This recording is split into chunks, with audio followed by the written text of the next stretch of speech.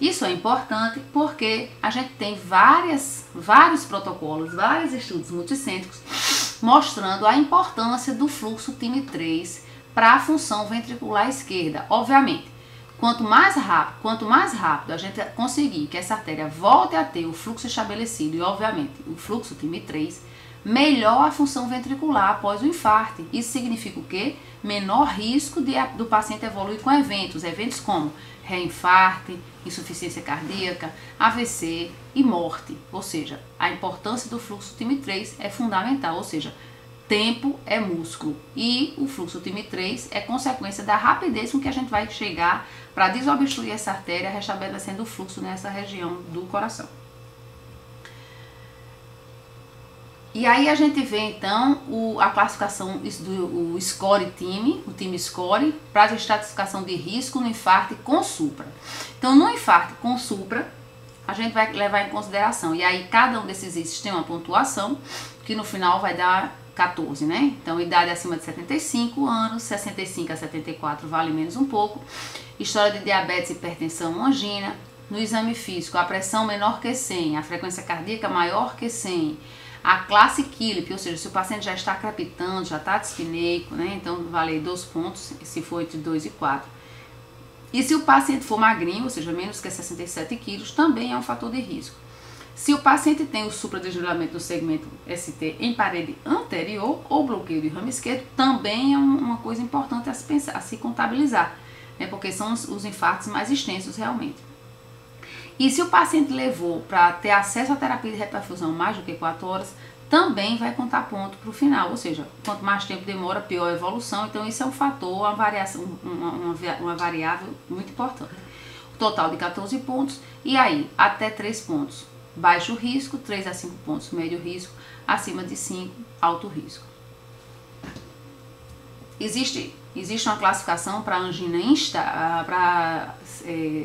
IAM sem supra-DST, que a mesma classificação TIM que vocês podem ver depois, que aí inclui o uso prévio de AS, nessa classificação para síndrome coronariana sem supra.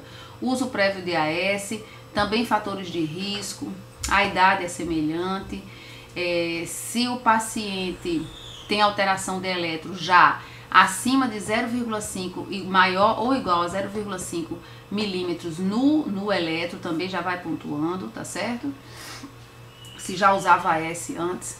Com relação, então, o TIM Risk Score para síndrome coronariana sem supra, depois vocês dêem uma olhada nisso. Com relação às síndromes com supra, no exame físico, pode ser normal, como nós falamos, mas o paciente pode ainda estar com a dor, prestar atenção na irradiação da dor, principalmente mandíbula, dorso, que são bem patognomônicas.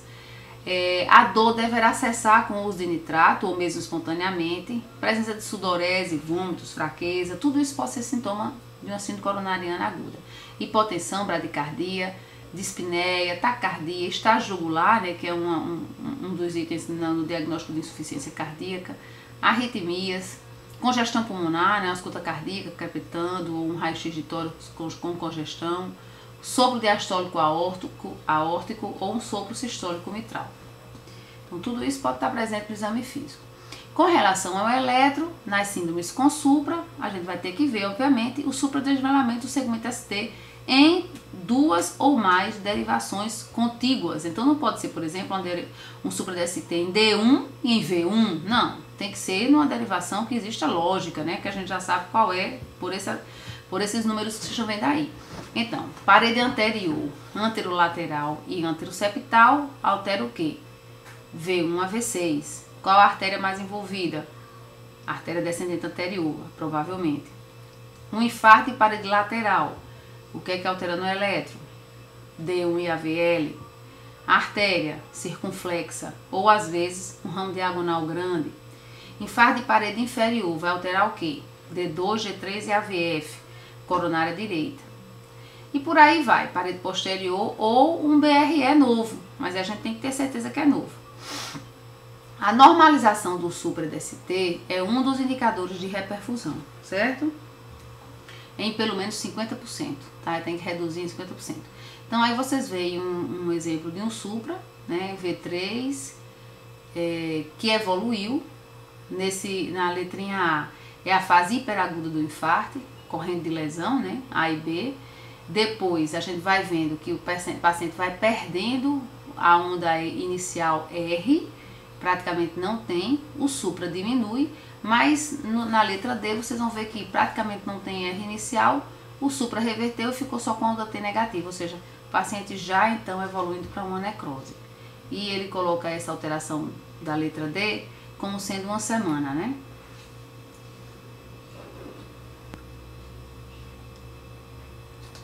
Com relação aos exames, né?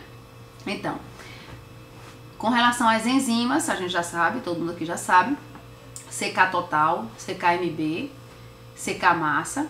Então, a CK total e essas outras duas são precoces, ou seja, levam 104 e 8 horas, voltando ao normal em torno de 48 a 72 horas depois, mas não são as mais precoces. Mais precoce que elas é a mioglobina, que altera-se em torno de 2 horas após. Lembrar que na síndrome coronariana com supra, não é essencial para o diagnóstico ter a alteração das enzimas, dos marcadores. Então, não há necessidade de, em estando-se no pronto-socorro, esperar que o resultado das enzimas chegue para só então encaminhar para um serviço, de forma alguma. Se o paciente tem um eletro com supra-DST, não precisa esperar o resultado dos marcadores para se tomar a decisão do tratamento do paciente. Aí vão ter outras alterações, desidrogenase lática, a mioglobina, como eu já falei, e as troponinas, que elas vão demorar um pouco mais a subir, 4 a 8 horas, mas em compensação vão ter um pico entre 36 e 72 horas, voltando ao normal entre 5 e 14 dias. Lembrar que a troponina tem valor prognóstico quando ela é positiva. Isso é visto no estudo clínico chamado GUSTO 3. Com relação ao laboratório, a gente pode ter uma glicemia aumentada por uma redução na insulina, pode ter aumento do cortisol e do glucagon, a creatinina pode estar normal ou alterada, né? Se lembrar que esses pacientes geralmente têm muitas doenças. O hemograma, a gente pode ter uma leucocitose. Com relação à creatinina, só voltando um pouquinho, o paciente tem muitas doenças do tipo vascular. Então, do jeito que ele pode ter um infarto, ele pode ter uma estenose arterial associada, né, uma nefropatia por hipertensão, ou seja, um paciente que poderá ter uma função renal ruim já na entrada. O hemograma, a leucocitose, e nos exames, né, a gente vai pedir eco, resto de tórax, o que for. E as alterações compatíveis, ou seja, no eco a gente vai ver alterações de contratilidade, alterações de válvula mitral, no raio-x de tórax a gente vai ver se tem congestão, né, se tem aumento se tem alargamento de mediastino, por exemplo, né, no caso de dissecção de aorta. Com relação ao tratamento, a grosso modo, vocês já sabem isso, medidas gerais, oxigênio, pegar veia, analgesia, nitrato, e aí beta-bloqueadores, antagonistas dos canais de cálcio, antiagregação plaquetária, inibidor de ECA e estatinas, tá certo? Então, tudo isso é obrigatório do doente ter, claro, obviamente ele não precisa ter todos os itens, se ele controlar bem só com beta-bloqueador, não é necessidade de fazer beta-bloqueador, antagonista de cálcio, inibidor de ECA, não, basta fazer um, contanto que o paciente fique estável. Com relação à antiagregação plaquetária, a gente vai ter que ter a antiagregação dupla, principalmente porque esse paciente, na maioria das vezes, eles vão para cateterismo, é feita angioplastia e colocada estente, então tem que ter a antiagregação dupla. O AS, a dose de ataque entre 100 e 325, mantendo entre 75 e 162 mg dia. Os tinopiridínicos, que são o clopidogrel, que é o clopidogrel atualmente, né? A dose de ataque entre 300 e 600 mg e uma manutenção com 75 mg. Nitrato, no caso de isquemia miocárdica persistente ou insuficiência cardíaca, né? Os beta-bloqueadores de início precoce, prioritariamente, se não houver nenhuma contraindicação, e deve se manter após a alta. Bem, com relação ao tratamento, ainda, antagonista dos canais de cálcio, não se usa de rotina, mas basicamente em caso de contraindicação aos beta-bloqueadores, que a gente vai usar então o diltiazem. Com relação aos inibidores da ECA, também de início precoce, mantém após a alta e principalmente naqueles pacientes que têm uma fração de ejeção baixa, menor do que 40%, que tenham tido congestão pulmonar, pós-angioplastia, pós-infarto, aí sim é mais obrigatório ainda fazer o inibidor de ECA. Com relação ao tratamento das síndromes coronarianas com supra-DST, fibrinolítico, principalmente se o início dos sintomas tiver menos de 3 horas. E também se houver a impossibilidade de fazer angioplastia ou algum tipo de atraso. Por exemplo, a sala está ocupada, o médico não está no hospital, ou a máquina está quebrada, uma coisa desse tipo. Então, até 3 horas, fibrinolítico. As contraindicações. Hemorragia aos fibrinolíticos, né?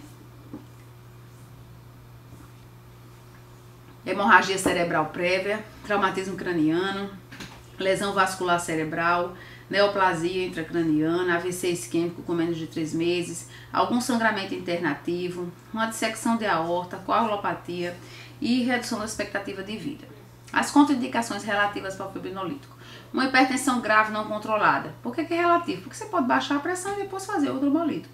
AVC há mais de 3 meses, uso de anticoagulantes orais, trauma ou cirurgia de grande porte há 3 semanas, uma úlcera péptica ativa, por exemplo, um sangramento interno, ou uma punção vascular não compressível, uma artéria que você não tem como comprimir, e gravidez.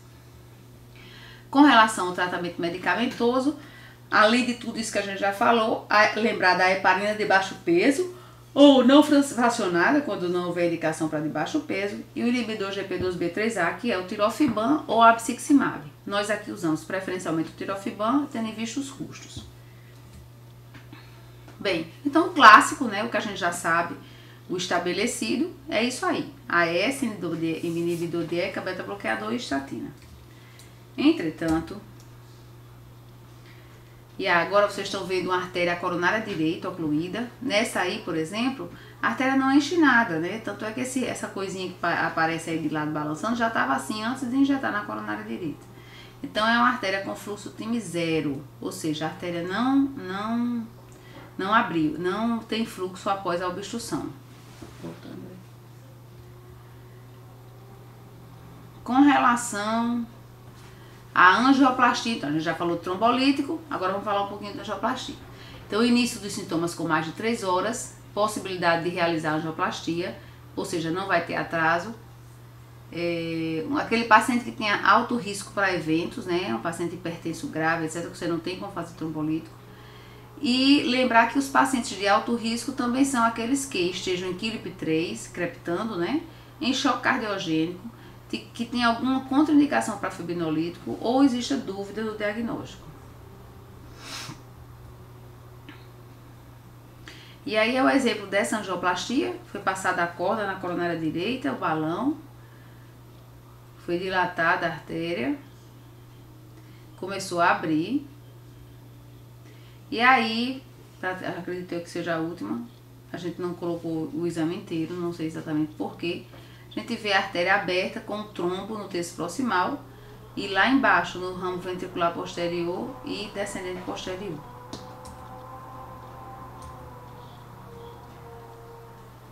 A importância então da angioplastia no infarto com supra.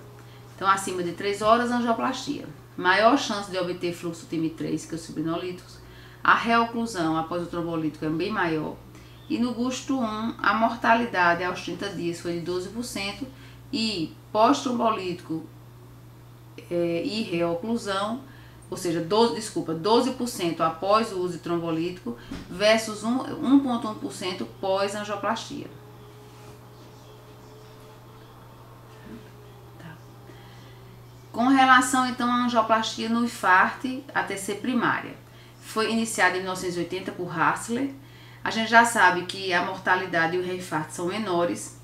O benefício independe do tempo de chegada do paciente, ou seja, mesmo aquele paciente que esteja com mais de 3 horas de dor, 7, 8, 10 horas de dor, vai se beneficiar. Reduz a mortalidade no choque cardiogênico e é basicamente a única opção que o paciente tem, porque no choque cardiogênico a mortalidade é muito alta, a não ser que você faça angioplastia, que permanece muito alta, mas menor do que se não fizesse. E quando o tempo porta-balão deverá ser em torno de 90 minutos, ou seja, 1 hora e 30. Bem, pessoal, é isso. Aí a importância da angioplastia. Eu acredito que fica ainda algumas coisas interessantes que a gente pode fazer num segundo tempo. Mas para que a gente não perca a nossa sequência de aulas, né? Já que a semana passada houve aquela inversão, nós optamos por esse tipo de aula. E aí, se tudo der certo, daqui a pouquinho eu vou me conectar no Skype, aqui em São Paulo, e vocês aí na sala para a gente tirar algumas dúvidas. Um grande abraço a todos e boa noite.